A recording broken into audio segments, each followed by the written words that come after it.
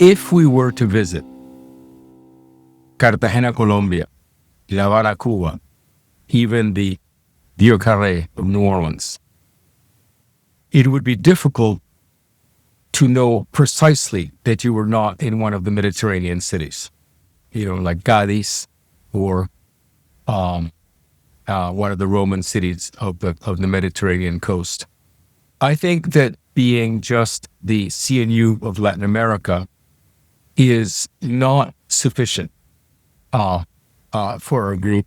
And perhaps what's necessary is to remember, as someone said, the Mediterranean and the Caribbean are a single discontinuous sea. And the reference to that is that the Caribbean, the whole Caribbean basin, was colonized by the Mediterranean Sea. The same people that were there in Spain and Italy and North Africa came over and brought their culture and their architecture. There's an incredible richness that is much appreciated in the English-speaking countries, but it's misunderstood to be only about Rome, only about Palladio.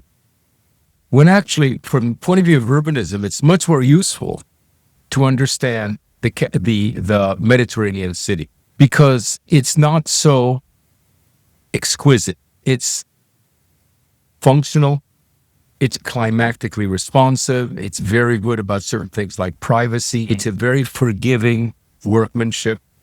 The way that the normal cities of the Mediterranean basin, including North Africa, and the cities that the Spaniards and the Italians and the Portuguese built all over Latin America are very similar. And so the lessons are and should be brought to the United States. Now, we've already started. The people from the School of Miami, because of the influence of Coral Gables, which is a Mediterranean city, stylistically, and Palm Beach, which is another, is like the influence of in Santa Barbara, for example, or the states close to the border. For a very long time, American architects have been influenced by Latin America, but Latin America was influenced by the Mediterranean. So I think that our group should be able to call in all that influence. I want to mention something. There are the great buildings, which are the classical buildings that were brought by the treatises of Palladio. And, they influenced the University of Virginia, all that. We know that. But more important, I think, are the standard issue Mediterranean cities like Antigua, Guatemala, like San Miguel de Allende. All these cities that are marvelous. They're dense. They're incredibly walkable. I was looking at the other day at a photograph of Trinidad in Cuba.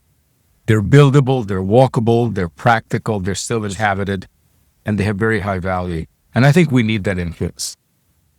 I think the CNU is entirely too influenced by New England. The house with the porch, usually made out of clapboard with a highly pitched roof.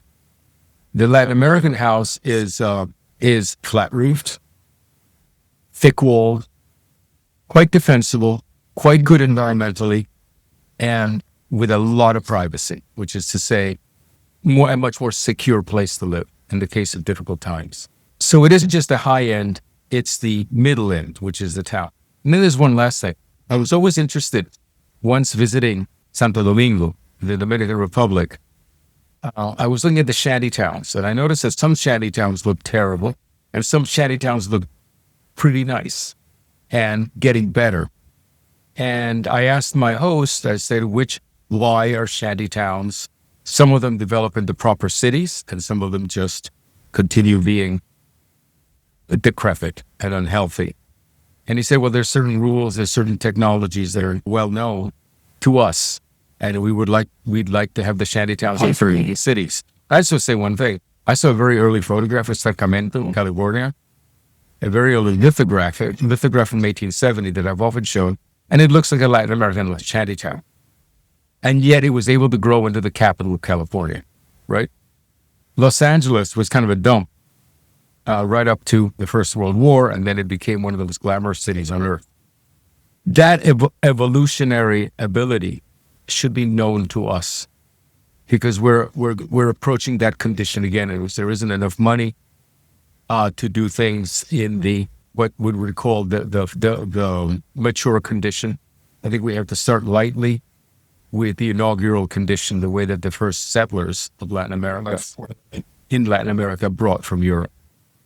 And so I would urge the CNU to take the Latin American CNU as DNA for learning how to make a kind of city that is really quite useful.